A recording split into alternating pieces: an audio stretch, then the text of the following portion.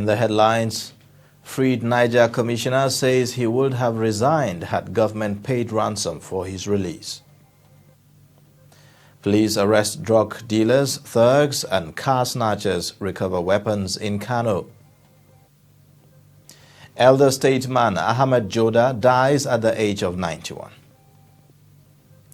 And on the foreign scene, Taliban tightens grip on Afghanistan as all eyes turn to capital, Kabul.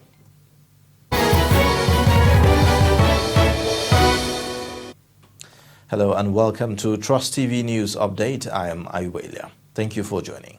The news in details. Niger State Commissioner for Information Mohammed Idris is out of bandits' captivity.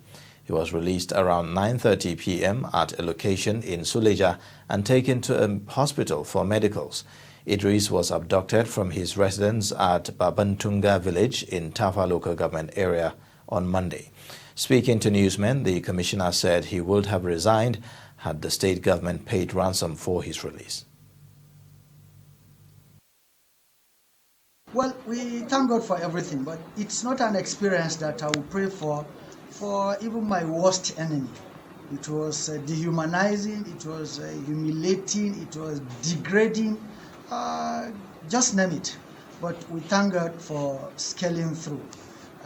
They came, picked me from my house after breaking all available doors in the house. And they took me to a no man's land, in the middle of nowhere. And I was there exposed to the rains for 48 hours with neither food nor water given to me, with my hands and legs tied, and just to break me. But in the long run, God was there for me, and I was able to remain focused. I was able to remain sane, and we thank God for that favor. The Nigerian Copyright Commission, in collaboration with armed policemen, have arrested 3 suspected pirates and impounded 250 pirated copies of the Holy Bible in Suleja Market, Niger State. NCC Director of Public Affairs Vincent Oyefeso, who announced the figure in a statement on Friday in Abuja, said the commission also impounded different textbooks. Oyefeso said that the seizures, estimated at 1.5 million naira, are made by the copyright inspectors during a recent anti-piracy operation at One Way Road, Suleja Market, Niger State. The Director of Operations of the agency, Obi Ezelu, called on members of the public to assist the Commission by volunteering information on suspected piracy outlets and suspicious warehouses of books. Now, the Kano State Police Command has arrested 40 suspected thugs known as Yandaba, car snatchers and 21 drug dealers as part of renewed efforts towards fighting all forms of crimes and criminality in the state. Spokesperson of the command, DSP Abdullahi Haruna Kiawa, disclosed this in a statement while parading the suspects at the police headquarters in Kano. He also said large quantity of dangerous weapons and illicit drugs were recovered from the suspects. Kiawa said a team of policemen led by SP Suleiman Ibrahim, Divisional Police Officer, Panshekara Division, while on surveillance patrol at Panshekara Quarters, Kumboto local government area of Kano, recovered a Honda Civic motor vehicle, saloon model 2001 green in color. The vehicle is suspected to be stolen and abandoned. Efforts has been intensified to trace the owner.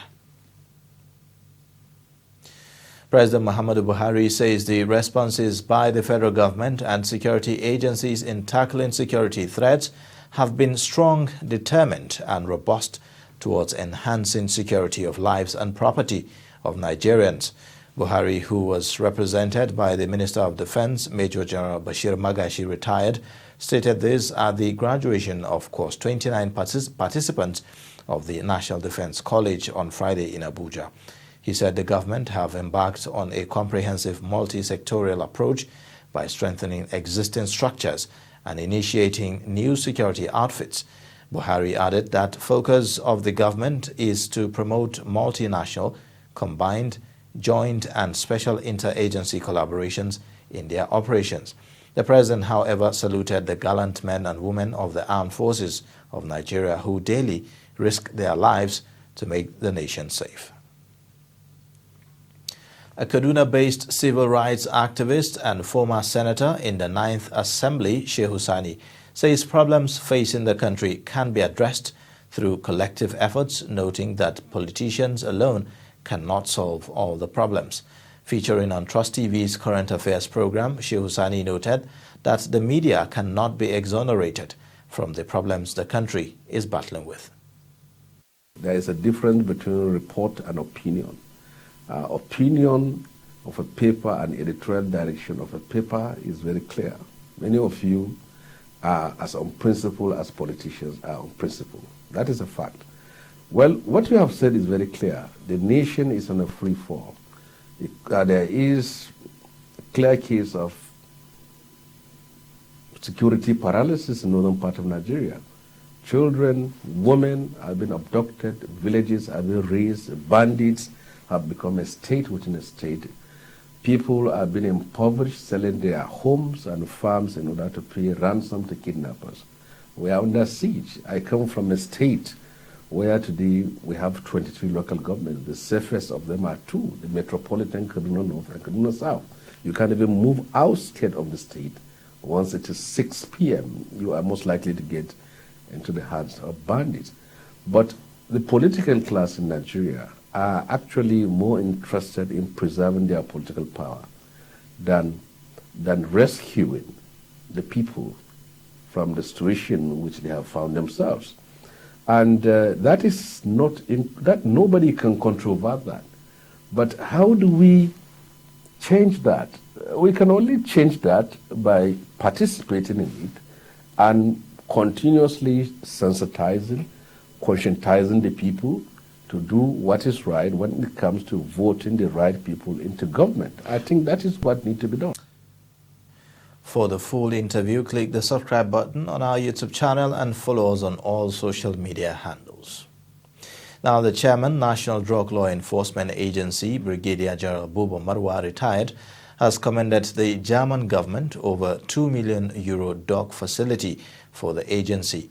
Marwa gave the commendation when Jan Rita Hoff, BKA liaison officer at the German embassy in Nigeria, paid him a courtesy visit to discuss modalities for the project's takeoff.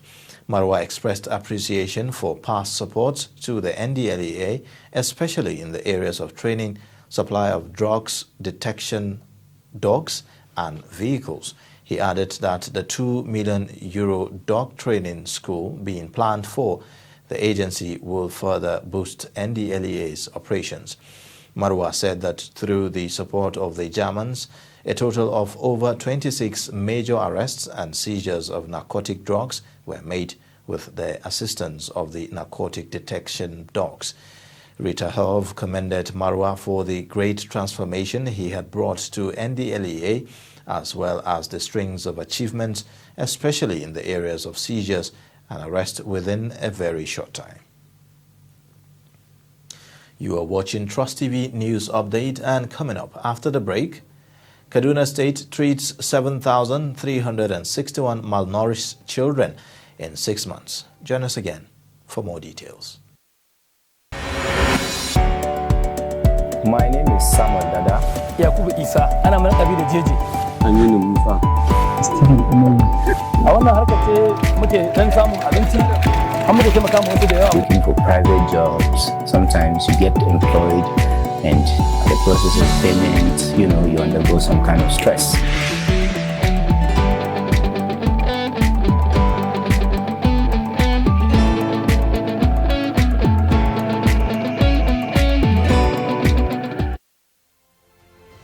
Get latest updates on current topical issues and breaking news by downloading the Trust TV mobile app on your Android devices. Go online, click Google Play Store, search Trust TV, install the app, and get doses of unfiltered information on happenings all over the world in your pocket. Trust TV, documenting the Nigerian story.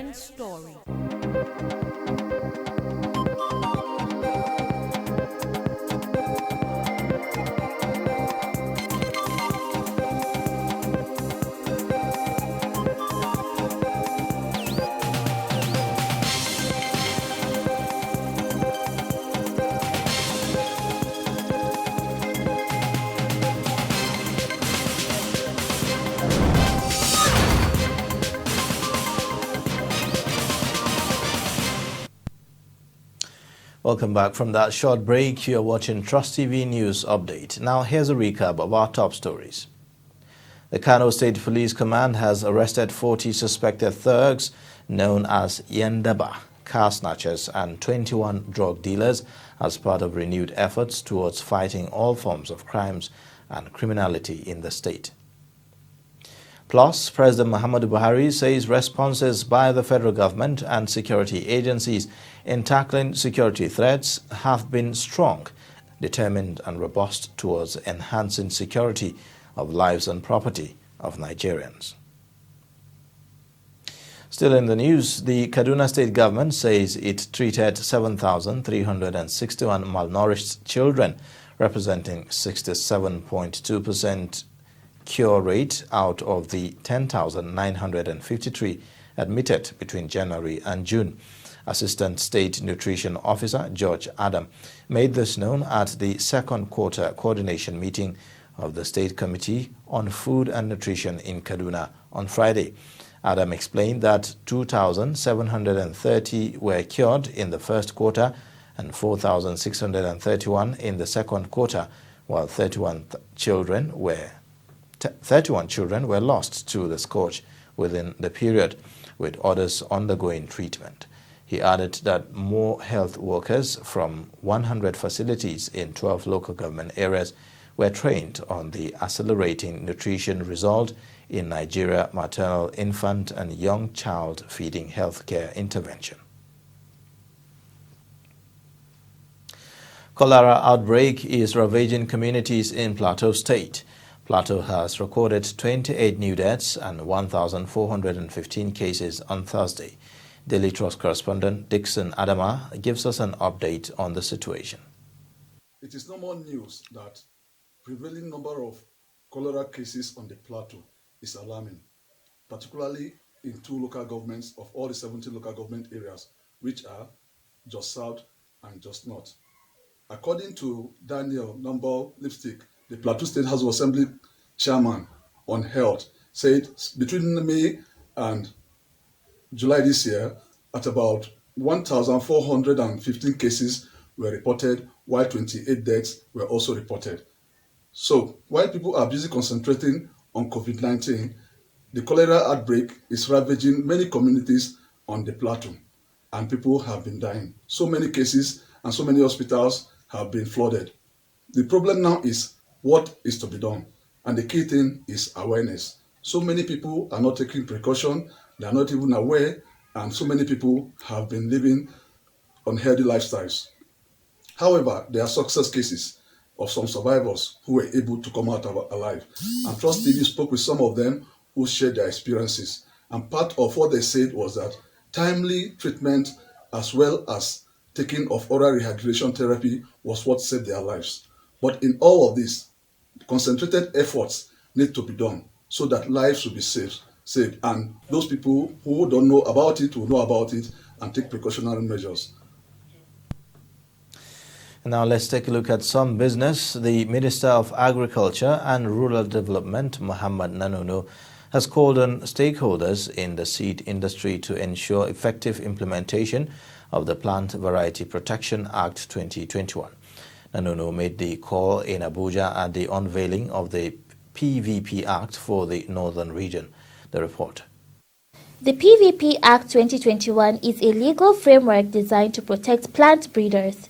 It is also an intellectual property protection law that helps encourage plant breeders and other stakeholders in the planting industry by granting them intellectual property right over their material. The minister, who noted that effective implementation of the act was needed to develop superior plant varieties with high yield potential, said this was critical to ensuring food security in the country. Nanano commended the National Assembly and President Muhammadu Buhari for signing the PVP bill into law. He also urged the National Agricultural Seeds Council, NASC, and players in the food and agriculture seeds ecosystem to ensure that critical aspects of the bill were implemented. It is very important that this Seed Protection Act is diligently followed and implemented. And on a regular basis, we should engage all the stakeholders in this business, discuss and review what has happened in the past and make strategy of what is going to go for the future. For his part, the sponsor of the bill, Munir Dan Angudi, said that the importance of plant variety could not be overemphasized as Nigeria was still threatened by poor yields, soil degradation, emerging and traditional pest diseases. The lawmaker, who is also the chairman, House of Representatives Committee on Agri-Colleges and Institutions, described the unveiling of the PVP Act as a milestone. Concerned efforts should be made by our breeders to make crosses and use advanced techniques and biotechnology to develop varieties. In his remarks, the Director General of NASC, Dr. Philip Ojo, said Nigeria's agricultural sector transformation was a significant reason for the country to pay attention to the PVP Act. According to him, the Act will incentivize national and multinational agribusiness investments in the country. We soon begin to see on our farmers' fields superior yields, threat tolerance, disease resistance, climate smart, input efficient varieties that will be introduced by our innovative breeders, both from public and private sector, in few years to come. He also said that the NASC had commenced action to set up a functional PVP office to receive and process applications for the granting of plant variety protection rights in Nigeria from anywhere in the world. We begin to witness efficient land use and reduced food costs as a result of increased productivity from cultivated hectares across the country. The Chief Executive Officer of Nigerian Economic Summit Group, Laye Jayola, represented by Gloria Ekpo, emphasized the need for resilient seed regulations. We must add to the sense of urgency to strengthen partnerships for resilient seeds regulations through catalytic investments into the seed sector. Look at tackling high level of insecurity for sustainable and inclusive seed systems and agricultural transformation in Nigeria. The Securities and Exchange Commission on Friday vowed to clamp down on illegal capital market operators, especially operators of Ponzi schemes.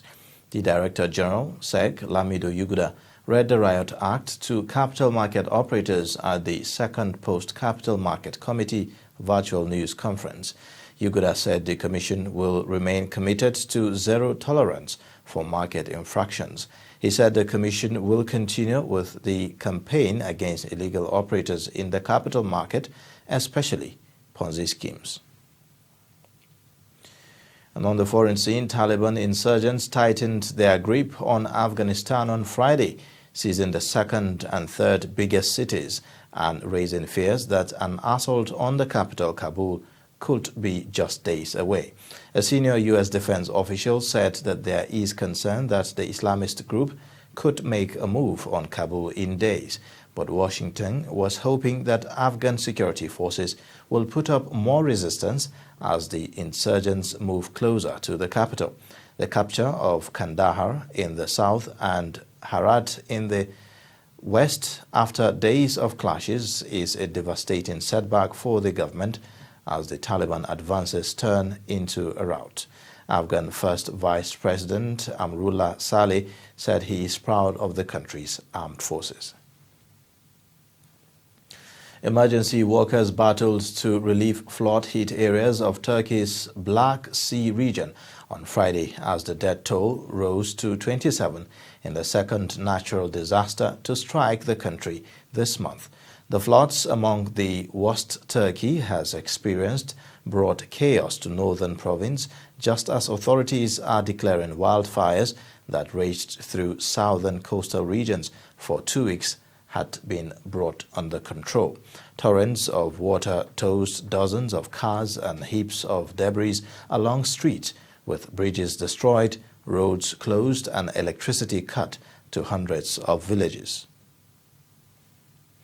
And in sports news, English Premier League 2021-2022 season is set to begin With fans returning to the stadiums after absence due to the coronavirus pandemic, spectators look forward to Friday 13th of August when the new season begins with match between Arsenal and newly promoted Brentford. Trust TV correspondent Mordia Umar reports. 20 teams will compete in the league. The top 17 teams from the previous season and the 3 teams promoted from the championship. The promoted teams are Norwich City, Watford and Brentford. Manchester City are the defending champions, having won their 5th Premier League title during the previous season. There are, however, expectations from football enthusiasts in Nigeria ahead of the new Premier League season, which kicks off on Friday night with Brentford hosting Arsenal in a London derby at the Brentford Community Stadium. Some of these enthusiasts speak on the expectations from clubs and players. To start with, I'm a die-hard of Arsenal fan, and we are living in old coastal quarters. I'm the chairman of Arsenal fan club. So, generally, the English Premier League is the best in the world. It's too competitive, and people that plays in that must have energy. If you don't have energy, you will not meet up. Look, we expect them to put up a high performance. And my team Arsenal, I expect as if we did not qualify in Europa or Championship, that this is a big opportunity for us now to assess our performance last year and now know what we are going to do, so that at the end of this premiership we are going to start on 13. I expect my team Arsenal to win the Premiership League. Well, yeah, we have players, Nigerian players in these competitions like Premiership, for example. Kano State is there, Indeed is there, and they've been doing very well recently. They even won this last cup they played 2 days ago, and just scored the winning goal. So I expect much from them also. Alright? I expect it generally to be really competitive this period. There have been new sign-ups, teams are getting qualified. So I expect something very, very tough and entertaining and competitive. I'm a fan of Man City. Unfortunately, Man City was only able to carry the trophy we don't need. Harvest on ground, and they may go places. And they might even carry the three local trophy. I'm talking about the Carling Cup, talking about FA Cup, EPL. Chelsea trying to carry everything. Chelsea's on ground. They are fit. They are anything you want to call it anything. They have it. The 2021-2022 Premier League will be the 30th season since its establishment in 1992, and fans will be returning to the stadiums after a long absence of more than 15 months due to COVID-19. But questions are being asked as Nigerians expect full action in the Premier League. Questions like, will Manchester City defend their title? Will the promoted teams stay up? And which striker will emerge the top scorer at the end of the tournament? I wish I have answers to all of these questions. Martia Umar, Trust Sports, Abuja. And now, on a sad note, Ahmed Joda, a well-respected elder statesman, is dead. Family sources told Daily Trust that he died at the Federal Medical Center, Yola, Adamawa State capital, on Friday. Joda, one of the few surviving members of the class of super permanent secretaries in the 70s, was aged 91. The deceased chaired the transition committee of President Muhammadu Buhari in 2015. And that wraps it up for the Trust News update, but you can follow us on all our social media handle. Ensure to subscribe to our YouTube channel. I am Ayubelia. Thank you for watching.